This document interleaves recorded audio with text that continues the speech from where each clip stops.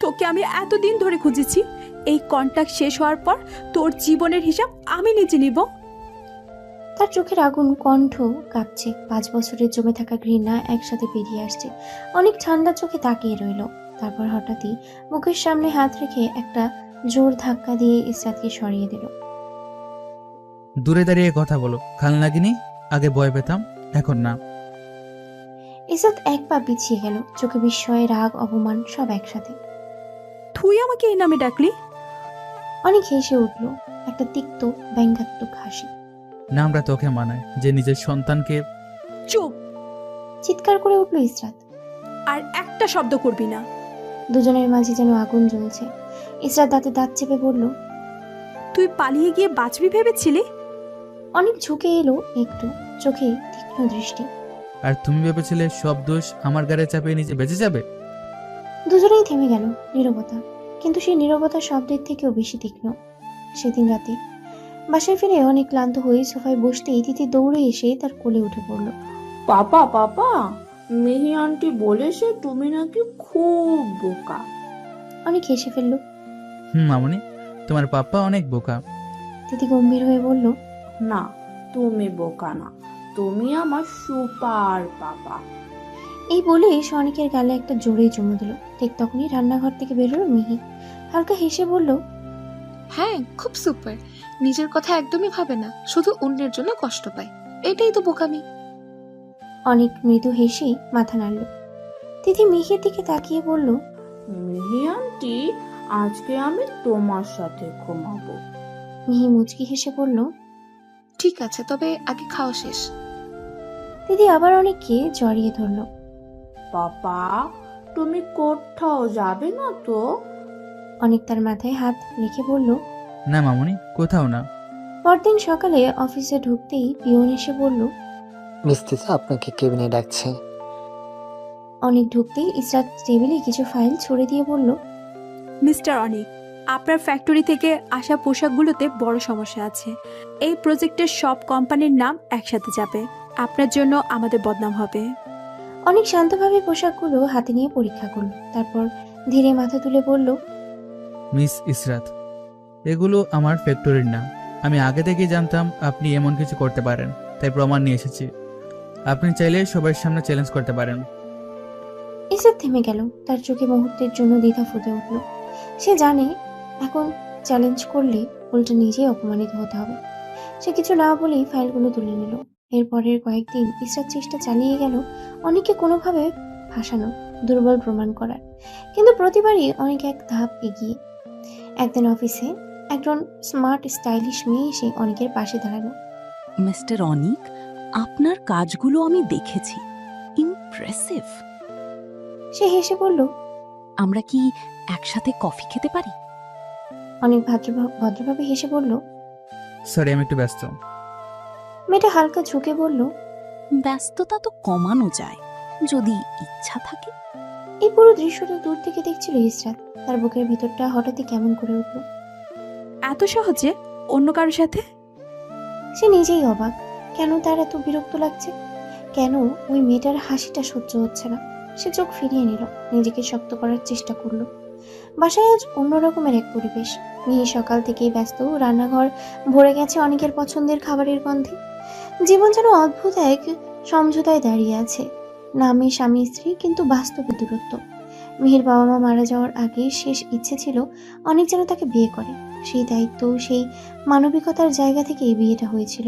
কিন্তু বিয়ের আগেই অনেক সব খুলে বলেছিল, ইসরাত, অতীত, ভাঙা বিশ্বাস, সব। আমি হয়তো কখনো তোমাকে স্ত্রীর মর্যাদা দিতে পারবো না। মেয়ে তখন মৃদু হেসে বলেছিল, আমি কিছু চাই না, পাশে থাকতে দিলেই হবে। তারপর থেকেই এক ছাদের নিচে থেকেও আলাদা দুটো পৃথিবী। সন্ধ্যায় অনেক বাসায় ফিরতেই মিহি তার দিকে তাকিয়ে বলল, কিছুদিন ধরে দেখছি তুমি খুব চিন্তিত। অনেকে একটু থামলো, তার চোখে ক্লান্তির ছাপ। নতুন প্রজেক্ট, অনেক চাপ। সে ইচ্ছে করেই মাথাটা ঘুরিয়ে দিল। মিহি বুঝলো, তবুও কিছু বলল না। ঠিক আছে, তুমি ফ্রেশ হয়ে নাও, আমি টেবিলে খাবার দিচ্ছি। তার কণ্ঠে কোনো অভিযোগ নেই, শুধু নীরব সমর্থন। এদিকে প্রজেক্ট শেষ হতেই আর মাত্র 1 সপ্তাহ। এই সময় ইসরাত চুপচাপ কিছু লোক ঠিক করে ফেলেছে। তার চোখে এখন একটাই লক্ষ্য, এই প্রজেক্ট শেষ হলেই অনেকের জীবন শেষ। তার মানে একটাই বিশ্বাস, যে আমার সব কিছু শেষ করেছে তাকে আমি ছাড়বো না। অফিসে সেই দিনের সেই মেয়েটা আবার অনেকের কাছে এসে দাঁড়িয়েছে। হাসি অনেক একটু বেশি কাছাকাছি দাঁড়ালো। সবকিছুই যেন ইসরাতের চোখে আগুন ঢেলে দিচ্ছে। দূর থেকে দেখছিল সে, তার মুঠো শক্ত হয়ে উঠেছে। শেষে আর নিজেকে থামাতে পারল না, সোজা গিয়ে দাঁড়ালো তাদের সামনে। মিস্টার অনিক, আপনার চরিত্রটা তো আর ভালো হলো না। মেয়ে দেখলেই লুচ্চামি শুরু করেন, হ্যাঁ? কথাটা ছুড়ে দিল সে, সরাসরি তীক্ষ্ণ। মেয়েটা অপ্রস্তুত হয়ে সরে গেল। অনেক ধীরে মাথা তুলল, তার চোখে বিরক্তি। মিস ইসরাত, আগে একটা চোখের ডাক্তার দেখান, তারপর চশমা পরবেন। আর মনে রাখবেন, আমি আপনার এমপ্লয়ি না, আমিও একটা কোম্পানির সিইও। কথাটা ছিল ঠান্ডা, কিন্তু কেটে যাওয়ার মতো ধারালো। ইসরাত ঠোঁট বাঁকিয়ে বলল, কে জানে কার মাথায় বাড়ি দিয়ে এত বড় সিও হলি। এক মুহূর্ত নীরবতা। অনেক তাকিয়ে রইল। চোখে ক্ষণিকের জন্য কষ্টের ছায়া ফুটে উঠল, কিন্তু কিছু বলল না, শুধু ঘুরে চলে গেল। ইসরাত দাঁড়িয়ে রইল। তার বুকের ভিতরে ধকপক করছে রাগ, অভিমান আর অদ্ভুত এক টান। কেন এমন লাগে? সে নিজেই উত্তর জানে না। আর দূরে কোথাও একটা ঝড় ধীরে ধীরেই তৈরি হচ্ছে, যার শেষ কেউই এখনো কল্পনা করতে পারছে না। দেখতে দেখতে কেটে গেল আরো এক সপ্তাহ। আজ সেই দিন। কোরিয়ান কোম্পানির প্রজেক্ট শেষ, সবাই নিজেদের অফিসে ফিরে যাবে। সকালে নাস্তার টেবিলে বসে মিহি বলল, অনেক, আজ তিথি স্কুল 10:30 ছুটি, তুমি যাওয়ার পথে ওকে নিয়ে নিও, দরকার হলে অফিসেই রেখে দিও। কথাটা শুনে অনেক হঠাৎই থমকে গেল। তার ভিতরে এক ঝটকা ভয় উঠল। যদি পরক্ষণে নিজেকে বোঝালো। না, ইসরাত তো জানে বাচ্চা বেছে নেই। সে নিঃশ্বাস ছাড়ল। আচ্ছা, নিয়ে আসবো। স্কুলের সামনে তিথিকে গাড়িতে তুলে দিতেই সে মুখ ফুলিয়ে বলল, বাবা, আজ তুমি এলে কেন? মিহি আন্টি কোথায়? অনেক হেসে বলল। কেন, বাবার সাথে যেতে ভালো লাগে না? তিথির সাথে সাথে তার গলা ঝুলে পড়ল। অনেক ভালো লাগে। অনেক তার মাথায় চুমু খেয়ে বলল, তাহলে আজ পাপার অফিসে যাবে, ঠিক আছে? ইয়েস। তিথির উচ্ছ্বসিত উত্তর। বাবা মেয়ের হাসি আড্ডায় পথটা কেটে গেল। অফিসে ঢুকতেই তিথি গাড়ি থেকে নেমে দৌড়াতে শুরু করলো। এদিকে ওদিকে পুরো অফিস যেন তার খেলাঘর। অনেক মুচকি হেসে তাকিয়ে রইল। তার ক্লান্ত জীবনে এই ছোট্ট মানুষটাই একমাত্র আলো। অন্যদিকে নিজের কেবিনে বসে ইসরাত সবকিছু গুছিয়ে নিচ্ছিল। তার সামনেই বসেছিল আনহা। হঠাৎ বাইরে থেকে শিশুর হাসির শব্দ ভেসে এলো। ইসরাত ভ্রু কুঁচকে বলল, মিস আনহা, বাহিরে কি বাচ্চার আওয়াজ? আনহা হালকা হেসে বলল, জি ম্যাম, মিস্টার রনিক তার মেয়েকে এনেছে আজ। একটু থেমে আবারও যোগ করলো, বাচ্চাটা এত কিউট আর একদম পাক্কা বুড়ি। কথাটা শুনে ইসরাত থমকে গেল। তার বুকের ভেতরে হালকা কিছু একটা মোচড় দিয়ে উঠল। তাহলে সে সত্যি নতুন জীবন শুরু করেছে। তার চোখে এক মুহূর্তের জন্য কষ্ট ভেসে উঠল। আর আমি এখনো অতীতে আটকে আছি। আনহা আবারও বলল, ম্যাম, একটা কথা বলি, রাগ করবেন না? ইসরাত কিছু না বলেই তাকালো। বাচ্চাটাকে দেখতে একদম আপনার মতো লাগে, মানে যেন আপনারই ছোটবেলার কপি। এই কথাটা যেন বজ্রপাতের মতো আঘাত করল। ইসরাতের নিঃশ্বাস আটকে গেল। তার আঙুলগুলো ধীরে ধীরে শক্ত হয়ে উঠল। আমার মতো? ঠিক তখনই কেবিনের কাজের বাইরে দিয়ে দৌড়ে গেল তিথি। ইসরাতের চোখ হঠাৎ তার উপরে গিয়ে থামল। সময় যেন থেমে গেল। ছোট্ট মুখটা, চোখ, ঠোঁট, হাসি, সবকিছু একদম একদম তার নিজের ছোটবেলার মতো। ইসরাত চেয়ার থেকে ধীরে উঠে দাঁড়ালো। তার চোখ বড় হয়ে গেল, ঠোঁট কাঁপছে। এটা কিভাবে সম্ভব? তার বুকের ভেতরে ধুকপুক শব্দ বাড়তে লাগলো। মনে হতে লাগলো যেন বহুদিন আগে হারিয়ে যাওয়া কোনো সত্যি আজ হঠাৎ সামনে এসে দাঁড়িয়েছে। আর সেই সত্যি তার পুরো পৃথিবীটাকে বদলে দিতে পারে। ইসরাত ধীরে গলায় বলল, মিস আনহা, আপনি কি মিস্টার অনিকের মেয়ের একটা ছবি তুলে আনতে পারবেন? আনহা হাসি মুখে বলল, অবশ্যই ম্যাম। ইসরাত নিজের মোবাইলে লক খুলে এগিয়ে দিল। কিছুক্ষণ পর আনহা ফিরে এলো। তিতির একটা ছবি তুলে এনে দিল তার হাতে। ছবিটা দেখার মধ্যেই ইসরাতের ভেতরের পৃথিবীটা ভেঙে পড়ল। ছোট্ট মুখটা, সেই চোখ, সেই ঠোঁট, যেন আয়নার সামনে নিজের ছোটবেলাকেই দেখছে। তার আঙুল কাঁপতে লাগলো, চোখ ঝাপসা হয়ে গেল। এক ফোঁটা দু ফোঁটা অবিরাম জল গড়িয়ে পড়তে লাগলো তার গাল বেয়ে। এটা এটা আমারই।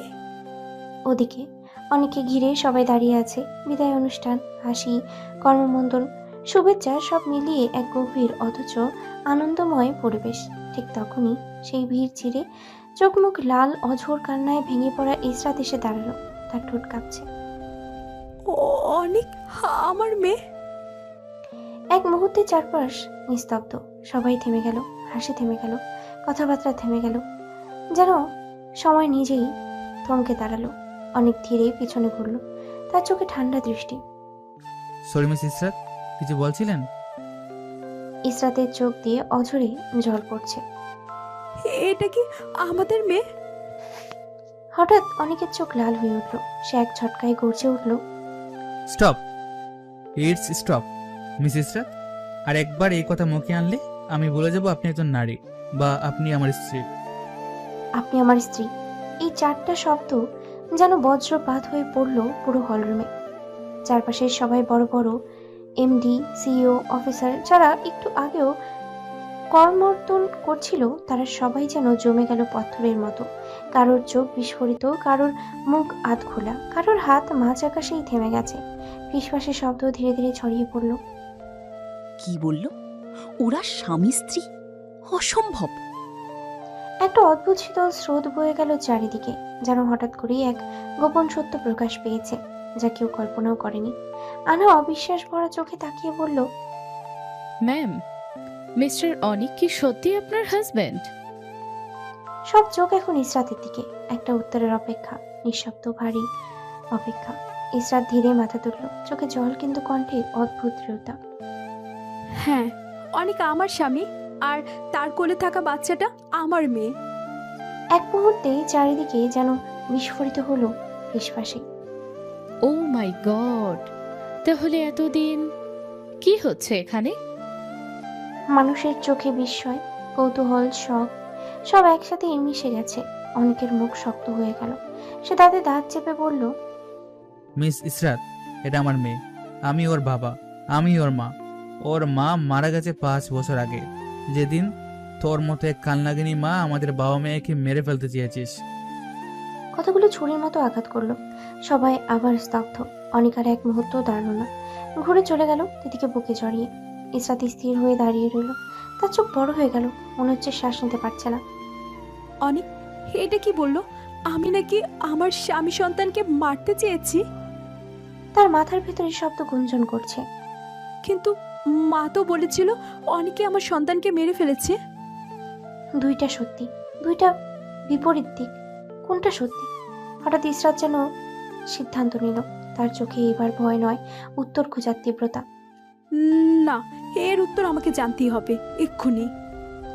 আর এক মুহূর্ত দেরি না করে সে ছুটে বেরিয়ে গেল নিজের বাড়ির দিকে, সেই সত্যির খোঁজে যা এত বছর ধরে তাকে তার স্বামী আর সন্তান থেকে দূরে রেখেছে।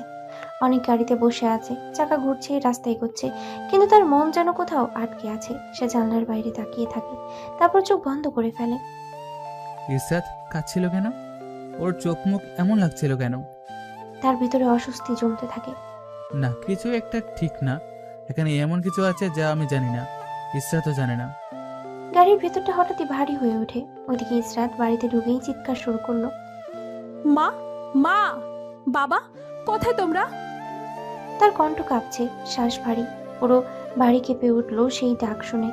এক এক করে হলরুমে এসে সবাই জোড়া হলো। কোহিনূর খান, আসলাম খান, আকরাম খান, সামিরা খান। কোহিনূর খান বিরক্ত গলায় বললেন, কি হয়েছে তোর? এভাবে চিৎকার করছিস কেন? ইসরাত কাপা হাতে মোবাইলটা সামনে ধরল। মা, এই ছবিটা কার? কোহিনূর খান এক ঝলক দেখে হেসে বললেন, এটা কেমন মজা করছিস? এটা তো তোর ছোটবেলার ছবি। আসলাম খানও তাকিয়ে বললেন, হ্যাঁ, একদম তোরই ছোটবেলার মতো। ইসরাত মাথা নাড়িয়ে বলল, না মা, বাবা, এটা আমার মেয়ে, আমার মেয়ের ছবি। এই কথাটা যেন বিস্ফোরণ ঘটালো। ঘরের বাতাস হঠাৎই জমে গেল। সবাই যেন একসাথে স্থির হয়ে গেল। কারোর চোখ বিস্ফোরিত, কারোর ঠোঁট কাঁপছে। কোহিনূর খান চমকে উঠে বললেন, কি আজে বাজে বলছিস? তোর মাথা ঠিক আছে? ইসরাত আর থামল না। সে অফিসের সব ঘটনা, অনেক তিথি, সেই ছবি সব খুলে বলল। তারপর সরাসরি তাকালো কোহিনূর খানের চোখে। এখন বলো মা, তুমি তো বলেছিলে অনেক আমার সন্তানকে মেরে ফেলেছে, তাহলে সে বেঁচে আছে কিভাবে? কেন তুমি আমাকে আমার স্বামী আর সন্তানের থেকে দূরে রাখলে? ঘরের ভেতরে ভারী নীরবতার মাঝে হঠাৎই আসলাম খান গর্জে উঠলেন। বলো কোহিনূর, উত্তর দাও। কোহিনূর খান কাঁপতে লাগলেন। তার ঠোঁট শুকিয়ে গেছে, কথা আটকে যাচ্ছে। আমি আমি শেষ পর্যন্ত ভেঙে পড়লেন। আমি অনেককে মেয়ের জামাই হিসেবে মেনে নিতে পারিনি, তাই আমি আর আবির এআই দিয়ে ভিডিও বানিয়েছিলাম, যেখানে তুই নিজেই বলছিস তুই তোর বাচ্চাকে মেরে ফেলবি। এক এক করে সব সত্যি বেরিয়ে এলো। মিথ্যে, ষড়যন্ত্র, প্রতারণা, সবগুলো কথা শেষ হতেই ইসরাত যেন ভেঙে পড়ে মেঝেতে বসে গেল। তার চোখ দিয়ে ঝরতে লাগলো অঝরে জল। বাবা, অনেক অপরাধী না, অপরাধী আমি না, আমার পরিবার। সে বুক চাপড়ে কাঁদতে লাগলো। আমার মেয়ে, আমার সন্তান, আমি তাকে চিনতেও পারিনি।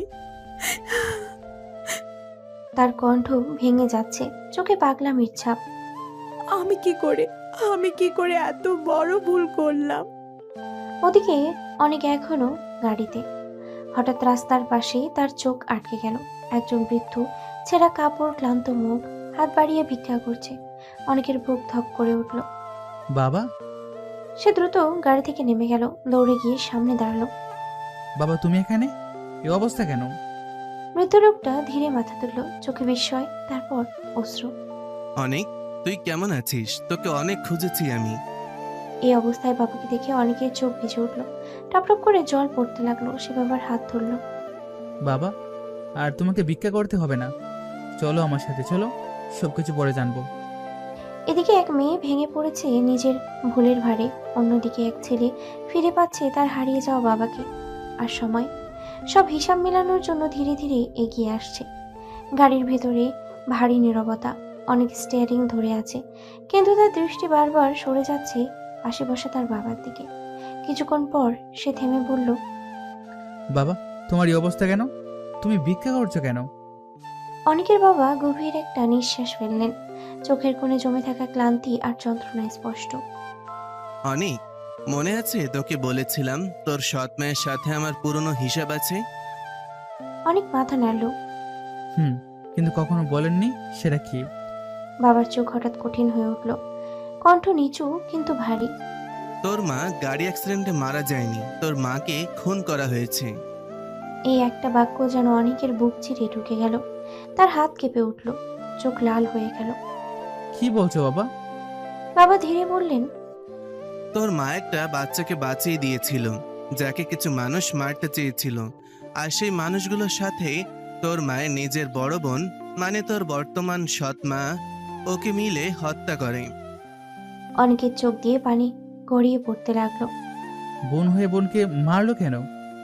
বাবা চোখ বন্ধ করে বললেন, তোর বড় খালা, তার প্রথম স্বামী রকি আর মুন্নার বাবা তাকে নিজের পরকীয়া লুকাতে খুন করে। এই সত্যিটা তোর মা জেনে গিয়েছিল, তাই ওকে সরিয়ে দেওয়া হয়। একটু থেমে আবারও বললেন, তারপর আমাকে ব্ল্যাকমেইল করে আমাকে বিয়ে করতে বাধ্য করে। বাড়ির ভেতর নিঃশব্দ কান্না জমে উঠল। অনেক দাঁতের দাঁত চেপে পড়ল। সব হিসাব হবে বাবা, সব কিছুর। তার কণ্ঠে এখন কাঁপন নেই, শুধু প্রতিশোধের ঠান্ডা আগুন। তারপর নিজেকে সামলেই জিজ্ঞেস করলো, কিন্তু তোমাকে নিজ বাড়ি থেকে বের করলো কিভাবে? বাবা একটু মৃদু হাসলেন, কিন্তু সেই হাসিতে তিক্ততা। আমি জানতাম একদিন এমন হবে, তাই ওই বাড়ি বন্ধক রেখে ব্যাংক থেকে 50 লাখ টাকা লোন নিয়েছিলাম, আর সেই টাকা সব মিলিয়ে 1.5 কোটি তোকে দিয়েছিলাম। অনেক মাথা নিচু করলো। তাই আমি উঠে দাঁড়াতে পেরেছিলাম। বাবা আবার বললেন, এখন হয়তো ওই বাড়ি থেকে ওদেরও ব্যাংক বের করে দিয়েছে। অনেক ধীরে স্টিয়ারিং ধরলো। এসব পরে দেখা যাবে বাবা, এখন তুমি আমার বাসায় যাবে, তারপর তোমাকে বাইরে নিয়ে গিয়ে চিকিৎসা করাবো। তার কণ্ঠে দৃঢ়তা। এইবার সে কাউকে আর হারাবে না। অন্যদিকে ইসরাত ভেঙে পড়েছে, তার চোখ লাল, কণ্ঠ ভাঙা। মা, এখন বলো আমি কিভাবে অনেকের সামনে দাঁড়াবো? তুমি আমার সংসারটা ভেঙে কি লাভ করলে? আজ আমি স্বামী ছাড়া, সন্তান ছাড়া। তার কান্না থামছে না। এই সময় সামিরা খান চুপচাপ সরে গিয়ে ফোনটা হাতে নিল, এক কোণে গিয়ে কল করলো আবির। তারপর একে একে সব খুলে বলল, সত্যি প্রকাশ, ইসরাতের জানা সব। ওপাশে কয়েক সেকেন্ড নীরবতা, তারপর আবিরের কণ্ঠ ভেসে এলো, শীতল কিন্তু ভয়ঙ্কর। বেমানগুলো টাকা নিয়ে কাজ করেনি মা। একটু থামলো, তারপর নিচু চাপা স্বরে বলল, এবার আমি নিজের হাতে ওই পাপ মেয়েকে শেষ করব। কথাটা শেষ হতেই চারপাশের বাতাস যেন হিম হয়ে গেল। অনেক তার বাবাকে হাসপাতালে ভর্তি করিয়ে সব প্রয়োজনীয় ব্যবস্থা করে তবেই বাসায় ফিরল। বাড়িতে ঢুকেই সে যেন আর নিজেকে ধরে রাখতে পারল না। দিদিকে বুকে জড়িয়ে সোফায় বসে রইল, যেন এই ছোট্ট মানুষটা আঁকড়ে ধরেই সে বাঁচতে চাইছে। মিহি রান্নাঘর থেকে বেরিয়ে এসে দৃশ্যটা দেখে থমকে গেল। কি হয়েছে, মন খারাপ? অনেক কোনো উত্তর দিল না। হঠাৎ উঠে দাঁড়িয়ে মিহিকে শক্ত করে জড়িয়ে ধরল। এতদিনে প্রথমবার। মিহি বিস্ময়ে জমে গেল এক মুহূর্ত, তারপর ধীরে ধীরে সেই আলিঙ্গন ফিরিয়ে দিল। তার চোখে জল এসে গেল। এতদিনের অপেক্ষা এত মুহূর্তে যেন স্পর্শ পেল। অনেক কাবা গলায় বলল, মিহি, ওরা যদি আমার দিদিকে আমার বুক থেকে ছিনিয়ে নেয় তাহলে আমি কি নিয়ে বাঁচবো?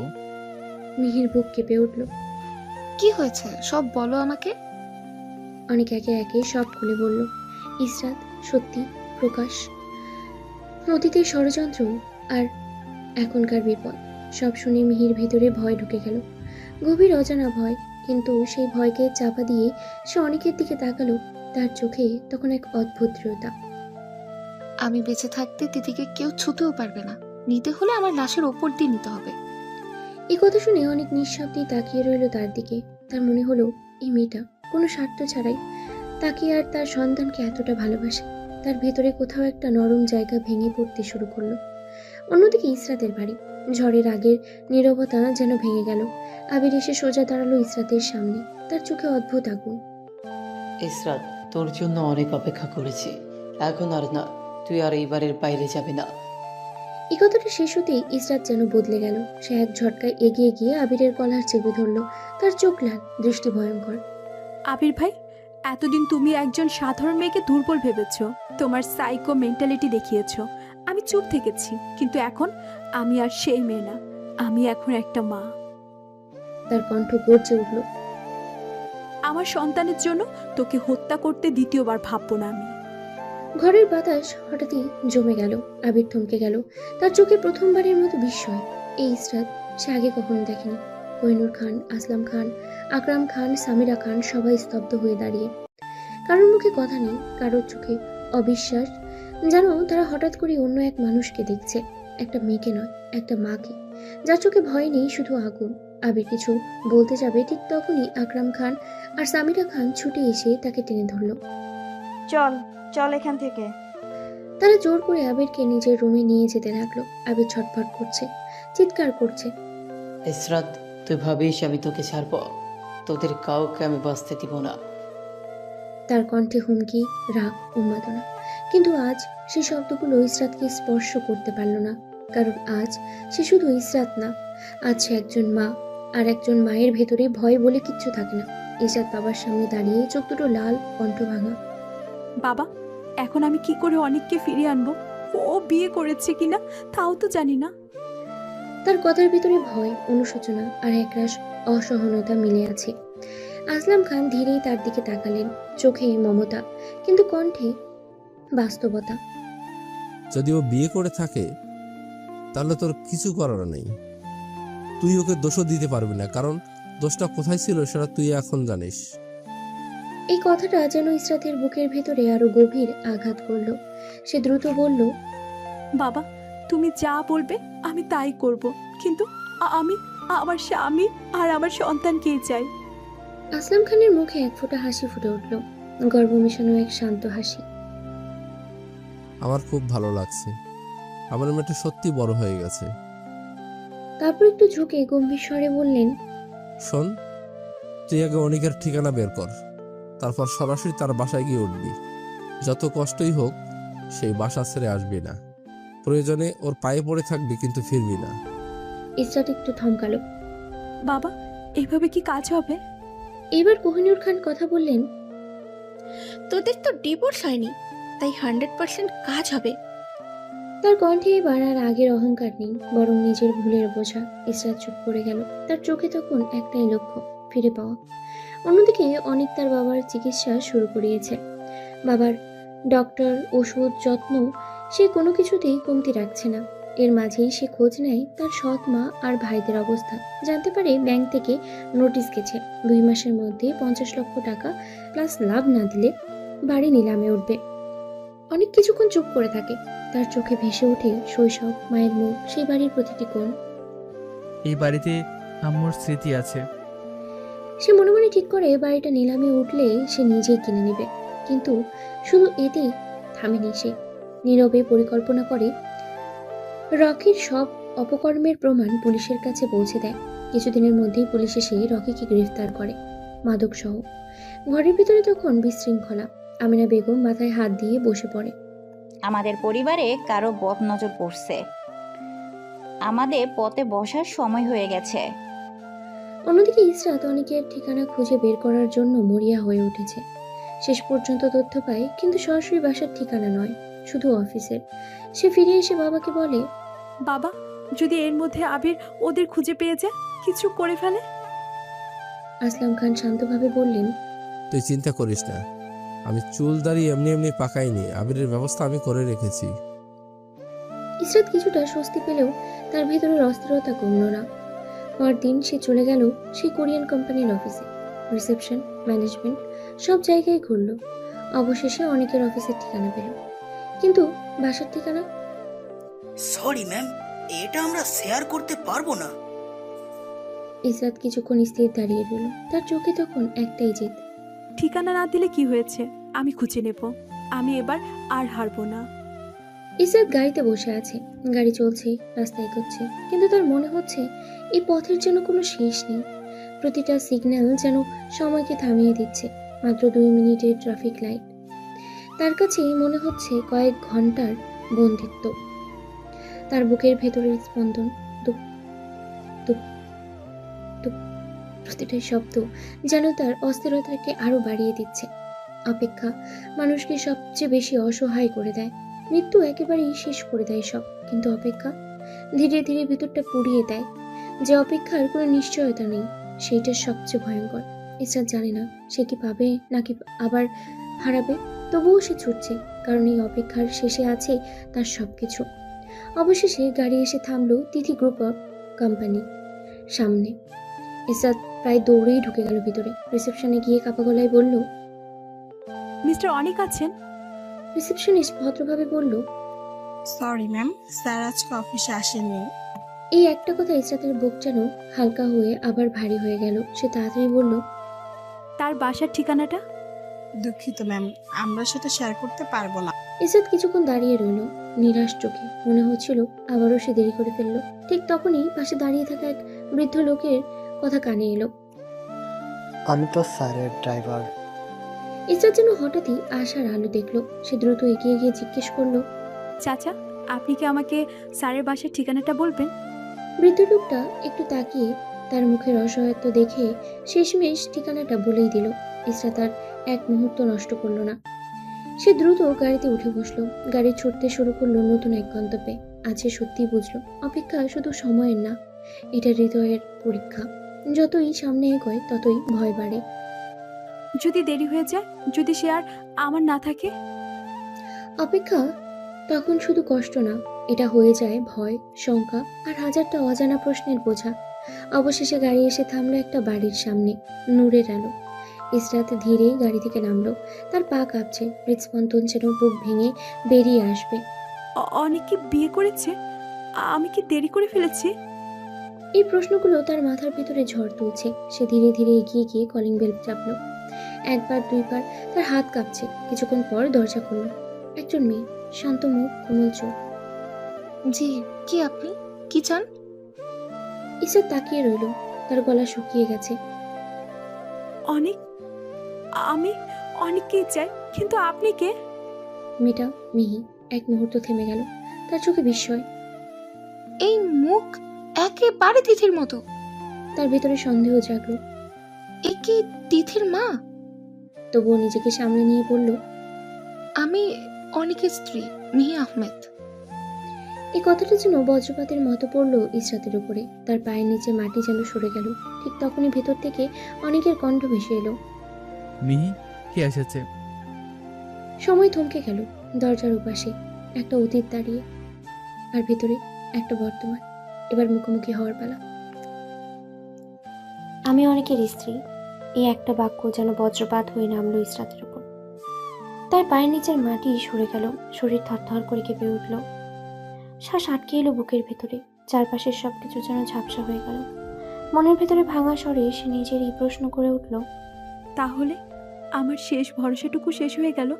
আমি কি আর কখনো আমার স্বামী আর সন্তানকে ফিরে পাবো না? এক মুহূর্তের জন্য সে হার মানতে যাচ্ছিল, কিন্তু পরক্ষণেই তার ভেতরে সেই মা জেগে উঠল। না, এটা হতে পারে না। আমি এখনো অনেকের স্ত্রী, আমাদের ডিভোর্স হয়নি। এত সহজে আমি হার মানবো না। ইসরাত দৃঢ় গলায় বলল, আমি অনেকের স্ত্রী, তিথির মা। এ কথা শুনে মিহির বুক কেঁপে উঠল। তার ভেতরে হঠাৎ এক অদ্ভুত ভয় ঢুকে গেল, হারানোর ভয়। তিথি, যাকে সে নিজের সন্তানের মতো আগলে রেখেছে, আর অনেক, যাকে সে নিঃস্বার্থ ভালোবেসে ফেলেছে নিজের জীবনের থেকেও বেশি। ঠিক তখনই অনেক সামনে এসে দাঁড়ালো। ইসরাতকে দেখে তার চোখ কঠিন হয়ে গেল। তুমি এখানে কিভাবে? ঠিকানা কে দিল?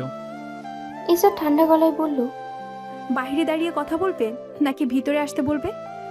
মিহি এক মুহূর্ত দেরি না করে বলল, ভেতরে আসুন আপু। এ কথায় অনেক থমকে গেল, তার চোখে বিস্ময়। নিজের সতীনকে কেউ এভাবে ঘরে ডাকে? ইসরাত অবাক। সে ভাবেনি এই মেয়েটা তাকে এভাবে গ্রহণ করবে। ভেতরে ঢুকতেই অনেকের চোখ গেল ইসরাতের হাতে থাকা ব্যাগে। এটা কিসের দাগ? ইসরাত নির্লিপ্ত গলায় বলল, এটা আমার স্বামীর বাড়ি, এখানে থাকতে এসেছি। অনেক তীক্ষ্ণ দৃষ্টিতে তাকালো। কি আবার নতুন কোন প্ল্যান আমাদের বাবা মেয়েকে শেষ করার? ইসরাত ধীরে বসে পড়ল, তার কণ্ঠ ভাঙা কিন্তু সত্য ভরা। অনেক মানছি, আমি ভুল করেছি, বেপরোয়া ছিলাম, অহংকারী ছিলাম, কিন্তু এতটা নিচে নামিনি যে নিজের সন্তানকে হত্যা করব। অনেক কোনো কথা না বলে মোবাইলটা এগিয়ে দিল। তাহলে এটা কি? ভিডিওটা দেখে ইসরাত নিঃশ্বাস ফেলল। এটা হাবির ভাইয়ের কাজ, এআই দিয়ে বানানো। মিহি এবার শান্ত গলায় বলল, হ্যাঁ অনেক, এআই দিয়ে এখন এমন ভিডিও বানানো যায়, বিদেশে অনেক আগে থেকেই হচ্ছে, আমাদের দেশেও এখন এসেছে। ঘরের ভেতরে নীরবতা নেমে এলো। ইসরাত ধীরেই বলল, এখন তুমি বিশ্বাস করবে কিনা তা তোমার ব্যাপার।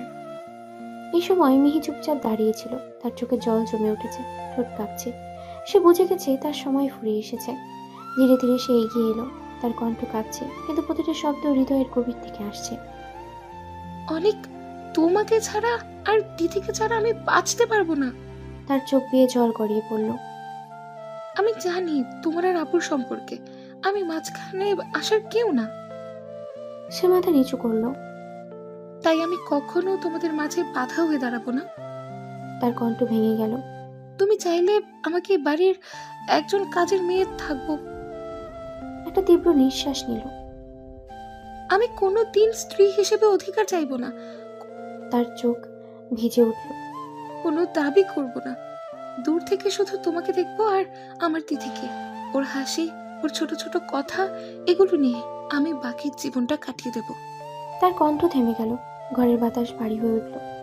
এই ভালোবাসা স্বার্থহীন, নিঃশব্দ, ত্যাগে ভরা।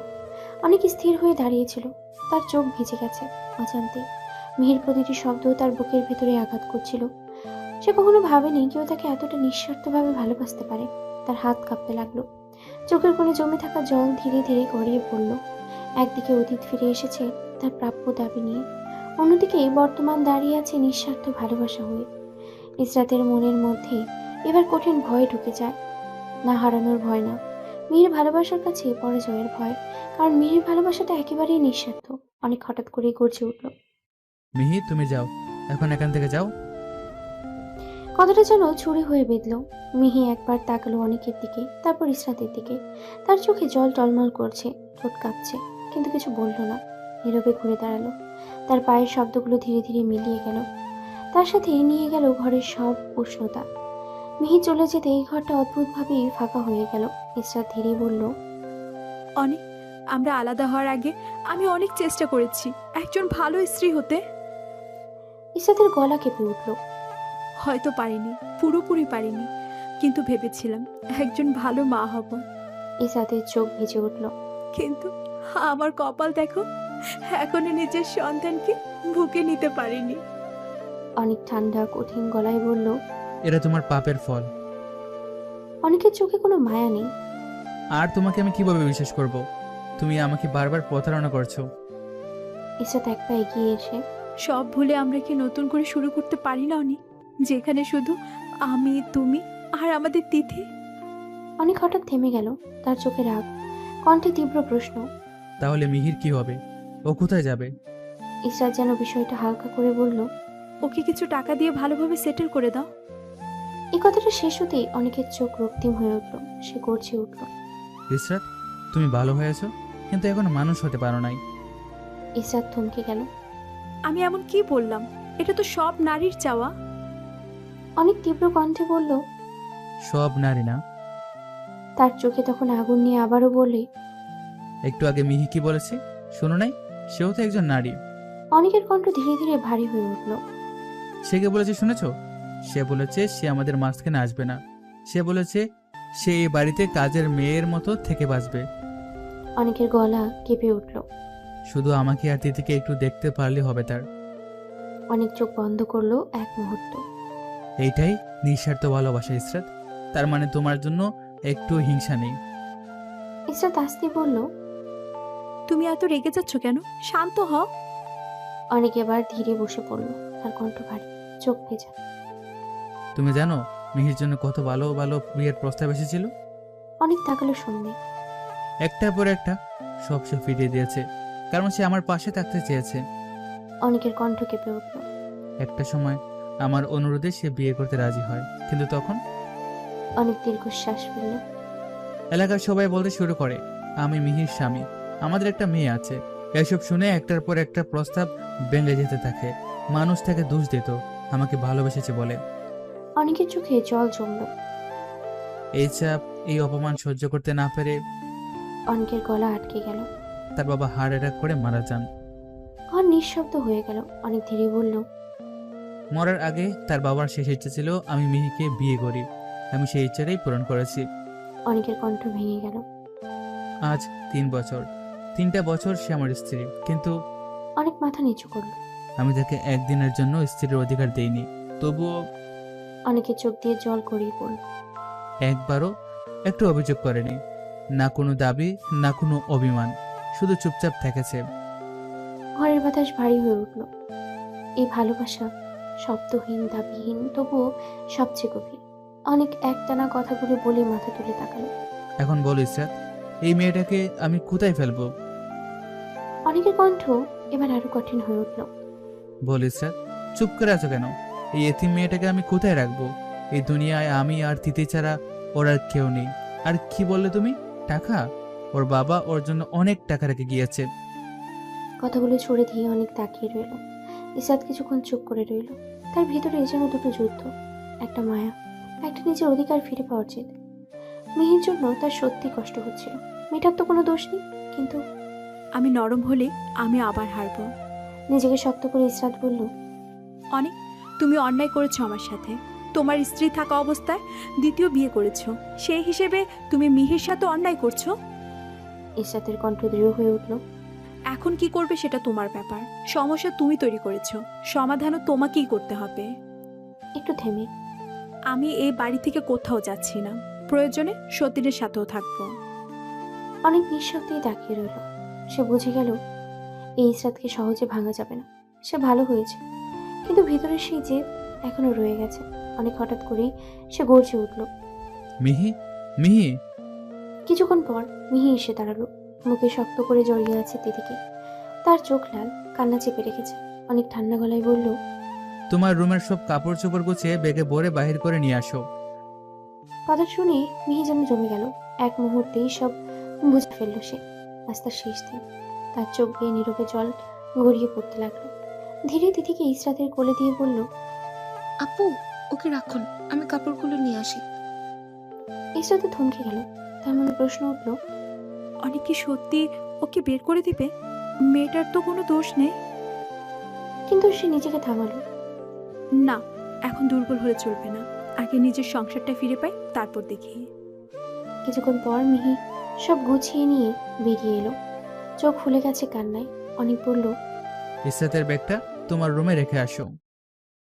মিহি চুপচাপ ব্যাগ নিয়ে গেল নিজের রুমে, যেই রুমেই সে এতদিন থেকেছে স্বপ্নহীন এক স্ত্রী হয়ে। আজ সেই রুমে অন্য কারোর জায়গা করে দিল। ফিরে এসে সে আবার তিথিকে বুকে জড়িয়ে ধরলো। এবার আর নিজেকে আটকাতে পারলো না, অঝরে কাঁদতে লাগলো। তিথি অবাক হয়ে বলল, খালামণি, তুমি কান্না করছো কেন? মিহি কোনো উত্তর দিল না, শুধু শক্ত করে জড়িয়ে ধরলো, যেন ওই ছোট্ট মানুষটাকেই বুকের ভেতরে লুকিয়ে রাখতে চায়। ধীরে তিথিকে ইসরাতের কোলে তুলে দিল, তারপর নিজের ব্যাগটা হাতে নিল।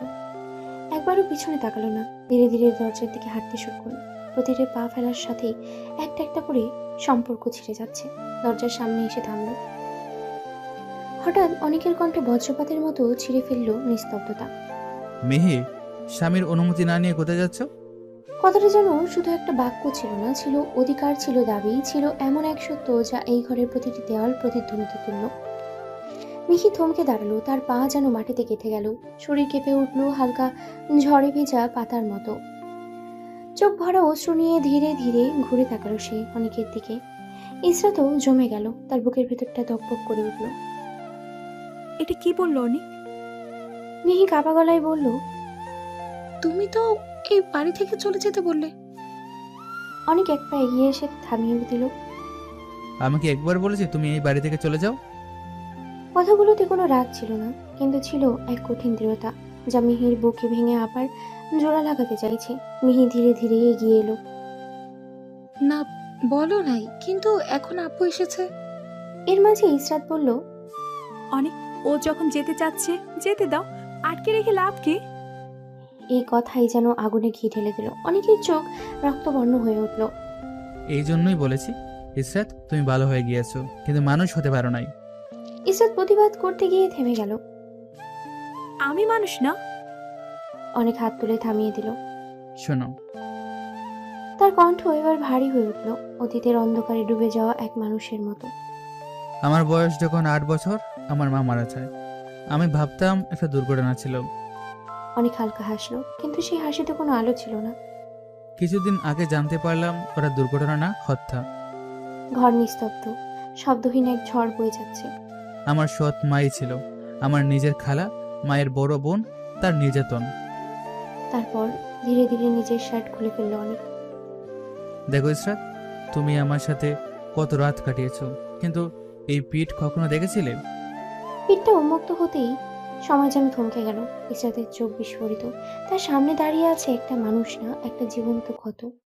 পিঠ জুড়ে দগ্ধ হয়ে দাগ, যেন বরাবরই বারবার আগুনের পোড়ানো হয়েছে, যেন অ্যাসিডে ঝলসে দেওয়া হয়েছে জীবনের প্রতিটি ইঞ্চি। মিহি আর নিজেকে ধরে রাখতে পারল না, কাপা হাতে এগিয়ে এসে ছুঁয়ে দিল সেই দাগগুলো। এগুলো কে করেছে তোমার সাথে? অনেকের কণ্ঠ ভেঙে যাচ্ছে, প্রতিটি শব্দে ব্যথা। ইসরাতের চোখেও জল জমেছে, তবুও সে জিজ্ঞেস করলো, অনেক, এমন অমানসিক নির্যাতন কে করেছে? অনেক ধীরে বলল, আমার সৎ মা, মানে আমার বড় খালা। মিহি যেন শিউরে উঠল। উনি কি মানুষ নাকি মানুষের মুখোশের জানোয়ার? ইসরাত কাপা গলায় বলল, তুমি আমাকে এসব আগে বলনি কেন? অনেক দীর্ঘশ্বাস ফেলল। তার চোখে তখন ক্লান্তি আর অনেক বছরের জমে থাকা যন্ত্রণা। একদিকে সৎ মায়ের অত্যাচার, আর একদিকে তার আগের সংসারে 2 ছেলের নির্যাতন। আমার জীবনটা একটা জাহান্নাম ছিল। অনেক একটু থামলো। বাবা আমার জন্য কখনো দাঁড়ায়নি, প্রতিবাদ করে নাই। তারপর চোখ তুলে তাকালো ইসরাতের দিকে। ঠিক সেই সময় তুমি এসেছিলে আমার জীবনে, একটা আশার আলো হয়ে। কথাগুলো ঝরে পড়তে ঘরের ভেতরে আর কেউ কথা বলল না, কারণ এটা আর কোনো গল্প না, এটা একটা ভাঙা মানুষের ইতিহাস। অনেক আবার ধীরে কথা বলা শুরু করলো। তার কণ্ঠে ছিল ক্লান্তি আর বহুদিনের জমে থাকা ভাঙা স্মৃতির ভার। ইসরাত, যেদিন তুমি বলেছিলে তুমিও সৎ মায়ের নির্যাতন শিকার, প্রতিদিন তোমাকে অত্যাচার করা হয়, সেদিন মনে হয়েছিল আমি যেন আয়নার সামনে দাঁড়িয়ে আছি, তোমার মধ্যে আমি আমারই প্রতিচ্ছবি দেখছিলাম।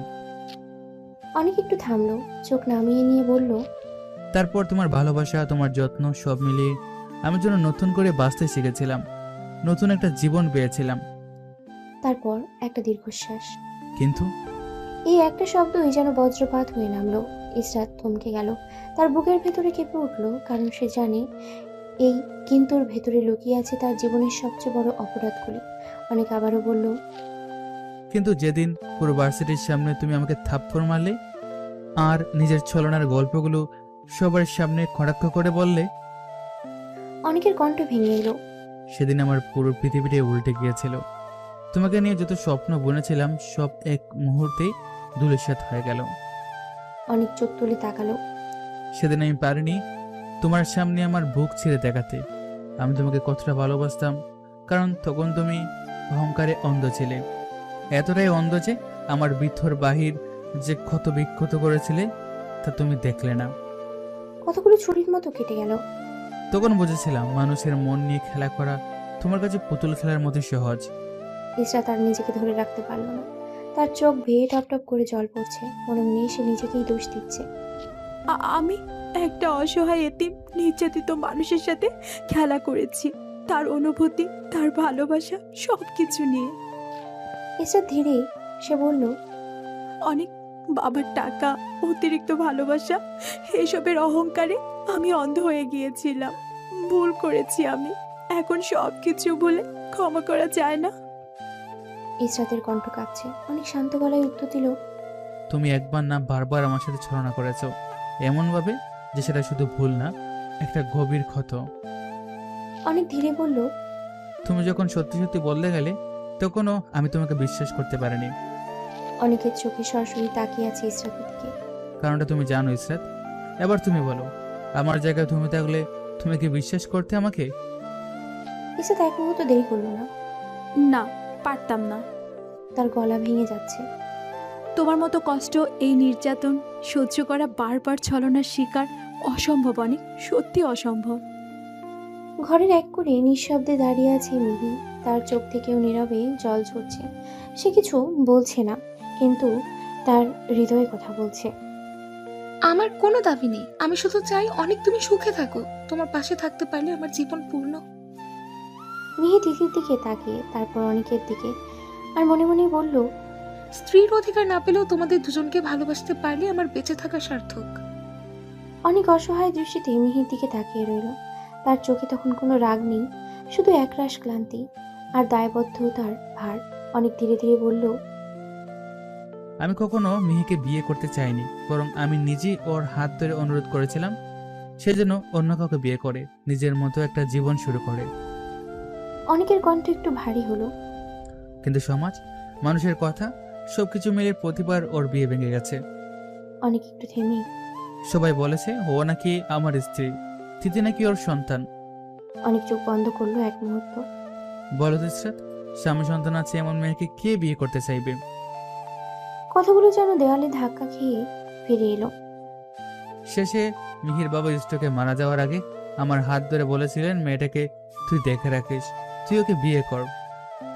অনেক দীর্ঘশ্বাস ফেললো। এই দুনিয়ায় আমি আর তিথি ছাড়া মিহির আর কেউ নেই।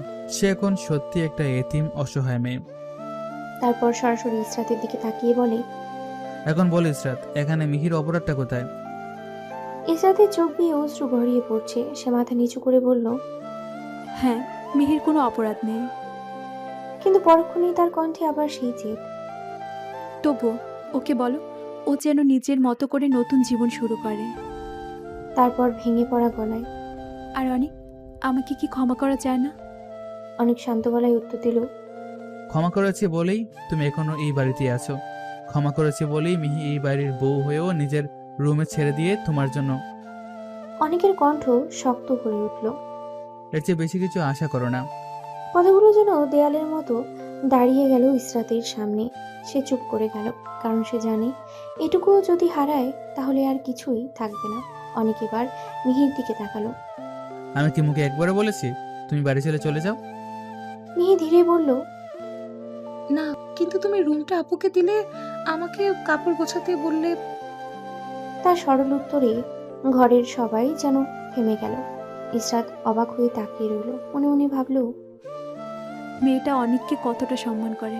আমি ভালোবেসেছি, কিন্তু সম্মান করতে পারিনি।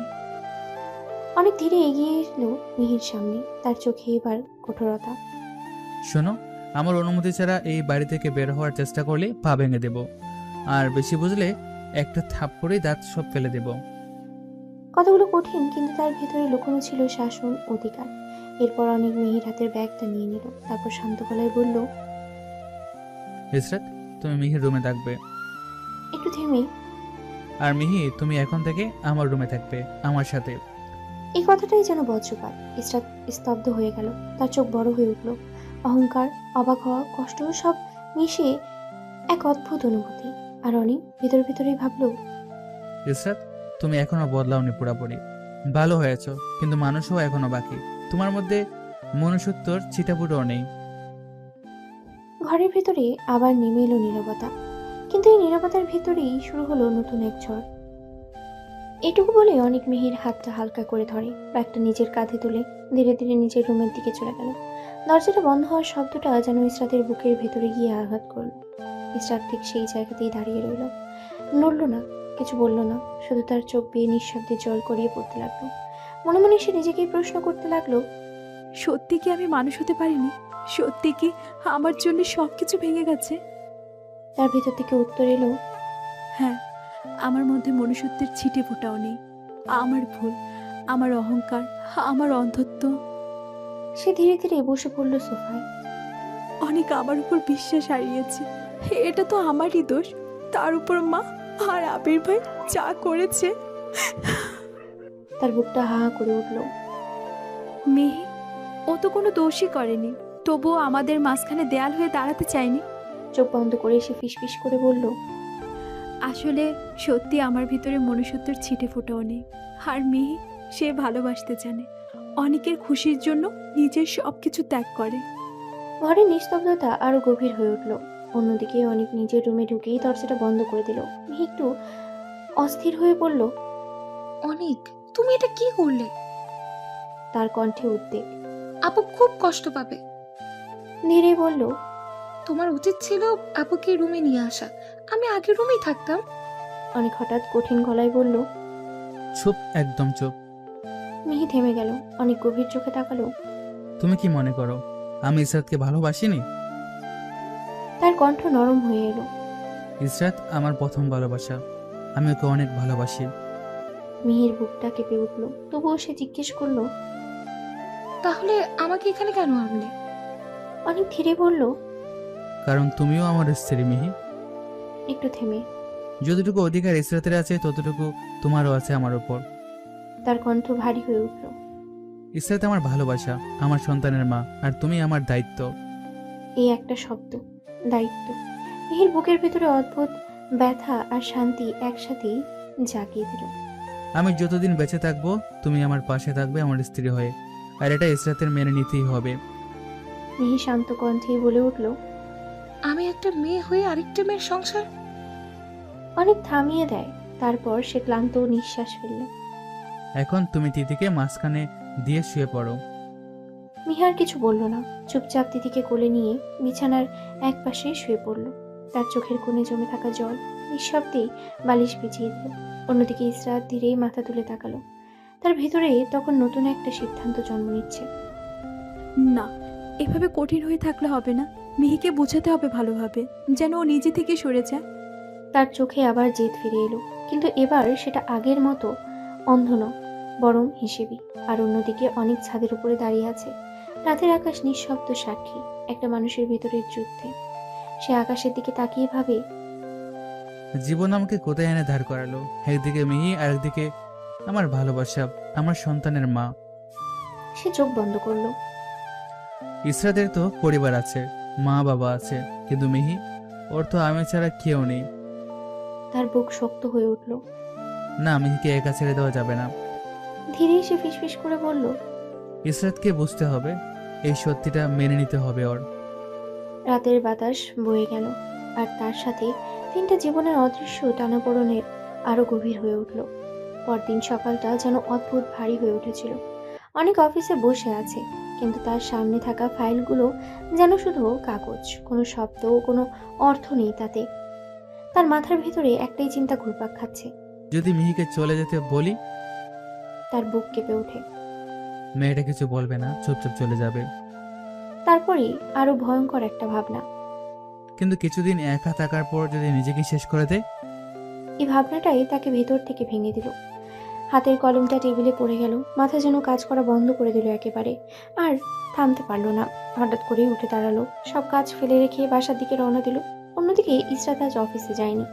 ভোরবেলা উঠে নিজের হাতেই সবার জন্য নাস্তা তৈরি করেছে, কিন্তু ততক্ষণে অনেক বেরিয়ে গেছে। তার সেই ছোট্ট চেষ্টা কারোর চোখেই পড়ল না। দুপুর এড়িয়ে এলো, ঘরের ভেতরে নিঃশব্দ উত্তেজনা। ইসরাত ধীরেই বলল, মিহি, তোমার সাথে একটু কথা ছিল।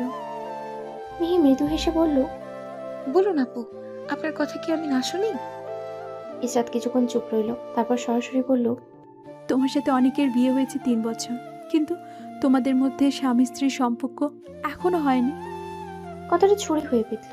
মিহির বুকের ভেতরে যেন মোচড় দিয়ে উঠল, নিঃশ্বাস ভারী হয়ে গেল। ইসরাত থামল না। আমার মনে হয় ভবিষ্যতে আর কখনো হবে না। এবার শব্দগুলো শুধু আঘাত নয়, অপমান হয়ে নামলো মিহির মনে। ইসরাত ধীরে হিসেবে কণ্ঠে বলল, তোমার সন্তান নেই, কিন্তু আমার আছে। তাই তুমি চাইলে নতুন করে জীবন শুরু করতে পারবে, কিন্তু আমি পারবো না। তার চোখে অনুরোধ। তাই প্লিজ তুমি আমার মাঝখান থেকে সরে যাও। তোমার যেহেতু কোনো বাচ্চা নেই, তোমার জন্য সব কিছু সহজ হবে। একটু থেমে, যদি তোমার বাচ্চা থাকতো, আমি সব মেনে নিতাম, সতীন নিয়েও সংসার করতাম। এই কথাটাই মিহির হৃদয়ে বজ্রঘাতের মতো পড়ল। তার কানে বারবার বাজতে লাগলো, তোমার যেহেতু কোনো বাচ্চা নেই। তার চোখ ভিজে উঠল, বুকের ভেতরে ঝড় শুরু হলো। ধীরেই কাঁপা গলায় বলল, আপু, আমাকে একটু সময় দিন, আমি চুপচাপ আপনার জীবন থেকে সরে যাব। কথাগুলো বলার সময় তার ভেতরের পৃথিবীটা ভেঙে পড়েছিল। ঠিক তখনই দরজার আড়ালে দাঁড়িয়ে সবকিছু শুনছিল অনেক। তার হাত মুঠো হয়ে গেল, শিরা ফুলে উঠল, চোখ রক্তবর্ণ। তবুও সে সামনে এলো না, একটা শব্দও করলো না, চুপচাপ করে বাড়ির বাইরে চলে গেল। তার ভেতরে তখন আগুন জ্বলছে। ইসরাত, তোমার ভিতরে এতটুকু মায়া নেই? যে মেয়েটা তোমার সন্তানের জন্য নিজের সবকিছু ত্যাগ করেছে। তার দাঁত চেপে উঠল। সত্যি তুমি স্বার্থপর ইসরাত। তার চোখে কঠিন সিদ্ধান্ত। এবার সবকিছু শেষ করব, তোমার শাস্তি হবে। তুমি সারা জীবন নিজের সতীনের সাথে থাকতে বাধ্য হবে। আকাশটা যেন হঠাৎ অন্ধকার হয়ে এলো, কারণ এই সিদ্ধান্ত শুধু প্রতিশোধ না, এটা 3টা জীবনের ভবিষ্যৎ বদলে দেওয়ার শুরু। রাতে সবাই এক টেবিলে বসে খাবার খাচ্ছে, চারপাশে নিস্তব্ধতা, শুধু থালার শব্দ, কিন্তু কারোর মুখে কোনো কথা নেই। খাবার শেষে ইসরাত ধীরেই বলল, অনেক, তিথি আজ আমার সাথে থাকুক। তিথি মিষ্টি গলায় বলে উঠল, খালামণি বলেছে তুমি নাকি আমার আম্মু, এটা কি সত্যি? এই একটা শব্দ, আম্মু। ইসরাতের বুকটা কেঁপে ওঠে, চোখ ভিজে যায়, ঠোঁট কাঁপে। সে দিদিকে বুকে জড়িয়ে ধরে। হ্যাঁ মামুনি, আমি তোমার আম্মু। দিদিও শক্ত করে জড়িয়ে ধরে, যেন বহুদিনের খোঁজ পাওয়া নিরাপদ আশ্রয়। ইসরাত বলে, তাহলে আজ আমি তিথিকে নিয়ে যাই। অনেক কিছু না বলেই শুধু চোখের ইশারায় সম্মতি দেয়। নিয়ে যাও। অনেক রুমে ঢুকতেই মিহি চুপচাপ দাঁড়িয়ে থাকে কিছুক্ষণ, তারপর ধীরেই বলে, অনেক, আমি ভাবছি আমি সিঙ্গাপুর চলে যাই। এখানে এমনিতে আমার কেউ নেই, স্বামী হিসেবে তুমি আছো, কিন্তু তোমার ভালোবাসা তো আর পাবো না, সেই আশাও করি না। আমি কোনোদিন আমার অধিকারও চাইতে পারবো না, তাই চলে যাওয়াই ভালো। তুমি আর ইসরাত আপু ভালো থাকো। কথাগুলো বলার সময় তার গলা বারবার কেঁপে ওঠে, চোখের কোণে জমে থাকা জল সে লুকাতে পারছে না। অনেক চুপ করে শুয়েছিল, তার চোখ ধীরে ধীরে গভীর হয়ে উঠছে। সে বোঝে এই মেয়েটা সত্যিই চলে যেতে প্রস্তুত, শুধু তার সুখের জন্য। হঠাৎ করে অনেক এগিয়ে আসে, একটু সময় না নিয়ে, কোনো কথা না বলে মিহির ঠোঁট নিজের দখলে নিয়ে নেয়। মুহূর্তেই জমে যায় মিহি, তার শরীর কেঁপে ওঠে, তার হাত কাঁপে। 3 বছর, 3টা দীর্ঘ বছর অপেক্ষা, আজ প্রথমবার স্বামীর এই স্পর্শ পেয়েছে। সে প্রথমে থামানোর চেষ্টা করে, কিন্তু পরক্ষণেই চোখ বন্ধ হয়ে আসে। মনে হয় এই মুহূর্তটার কথা চিন্তা করে পুরো জীবন কাটিয়ে দিবে সিঙ্গাপুরে। অনেক ধীরে ধীরে তাকে কাছে টেনে নেয়। কোনো তাড়াহুড়ো নেই, কোনো লোভ নেই, শুধু আছে যত্ন আর গভীর স্বীকৃতি। সে মিহির কপালে চুমু দেয়, চোখের কোণে জমে থাকা জল মুছে দেয়। এতদিন তোমাকে আমি শুধু কষ্ট দিয়েছি, অনেকের গলা ভারী হয়ে আসে। আজ একটু হলেও তোমার পাপ্পড়া দিতে চাই। ঘরের আলো নিভু নিভু, বাইরে হালকা বাতাসে পর্দা তুলছে। মেহে এখনো অনেকের খুব কাছে, যেন একটু নড়লেই সব ভেঙে যাবে এই ভয় কাজ করছে তার ভিতরে। অনেক ধীরে ধীরে তার মুখটা 2 হাতে তুলে ধরে, চোখের দিকে তাকায়। সেই চোখে ভয় আছে, ভালোবাসা আছে, আবার হারানোর আতঙ্কও আছে।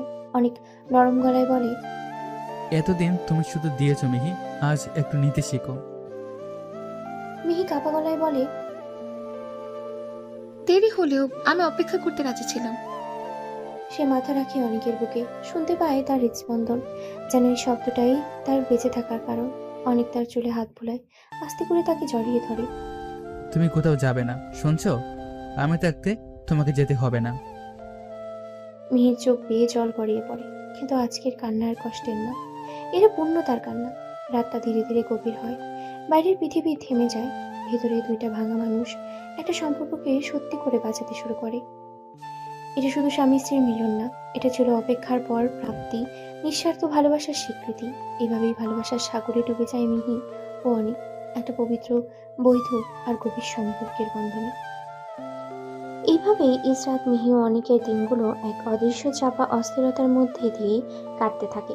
বাইরে থেকে সবকিছু স্বাভাবিক, কিন্তু ভেতরে ভেতরে 3টা মানুষের জীবন যেন নিঃশব্দে ভেঙে চুরমার হয়ে যাচ্ছে। ইসরাত সুযোগ পেলেই কৌশলে মিহিকে বোঝাতে চায় চলে যেতে, তাদের জীবন থেকে সরে দাঁড়াতে। আর এসব নিঃশব্দ কথোপকথন, চাপা দীর্ঘশ্বাস সবই আড়াল থেকে শুনে ফেলে অনেক, কিন্তু কিছু বলে না, কারণ এখনো কখনো কখনো নীরবতাই সবচেয়ে বড় বড় ঝড় লুকিয়ে রাখে। মিহিও চেষ্টা করে, সত্যিই চেষ্টা করে চলে যেতে, কিন্তু অনেকের সেই কঠিন চোখ, সেই এক কথার ভয় তাকে আটকে দেয়। শুধু শরীর না, মনটাকেও বেঁধে রাখে। এইভাবেই কেটে যায় 2টা দীর্ঘ মাস। এই 2 মাসে অনেক কিছুই বলতে যায়। কেউ জেলে যায়, কেউ ঘর হারায়, আর কেউ নিজের ভিতরের মানুষটাকে হারিয়ে ফেলে।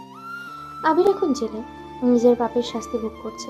তার মা বাবা ঘর ছাড়া, সময়ের কাছে হার মেনে তারা আজ অসহায়।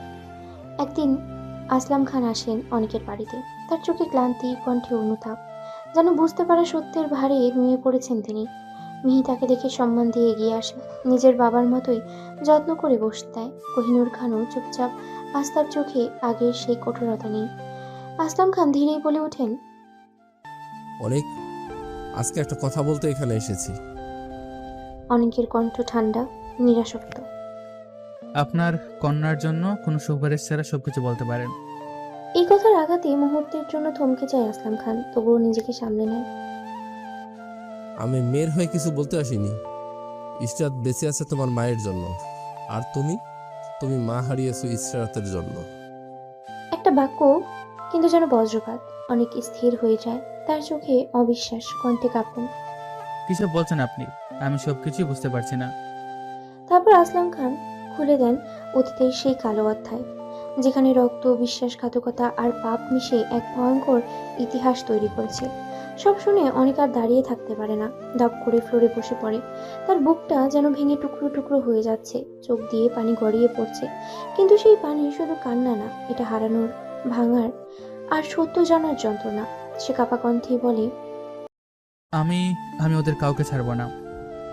আসলাম খান ধীরেই মাথা নাড়িয়ে বলেন, ওদের পাপের শাস্তি ওরা পাচ্ছে অনেক। পাপ কখনো কাউকে ছাড়ে না, সময় একটু দেরি করে। তোমার সৎ মা এখন রাস্তায় ভিক্ষা করছে, তার 2 ছেলে তাকে সাথে রাখে না। ব্যাংক যখন তোমাদের বাড়ির নিলামে তুলে, তখন ওই পরিবার ধ্বংস হয়ে যায়। ঘরটা নিস্তব্ধ, এমন নিস্তব্ধতা যেখানে নিঃশ্বাসের শব্দ ভারী লাগে। ইসরাত আর নিজেকে ধরে রাখতে পারে না, ধীরে ধীরে এগিয়ে আসে, অনেকের সামনে এসে বসে পড়ে। হাত কাঁপছে, চোখ ভেজা, কণ্ঠটা ভেঙে যাচ্ছে। অনেক, আমি জানতাম না, আমি সত্যিই জানতাম না, আমি কখনো তোমাকে এভাবে হারাতে দিতাম না।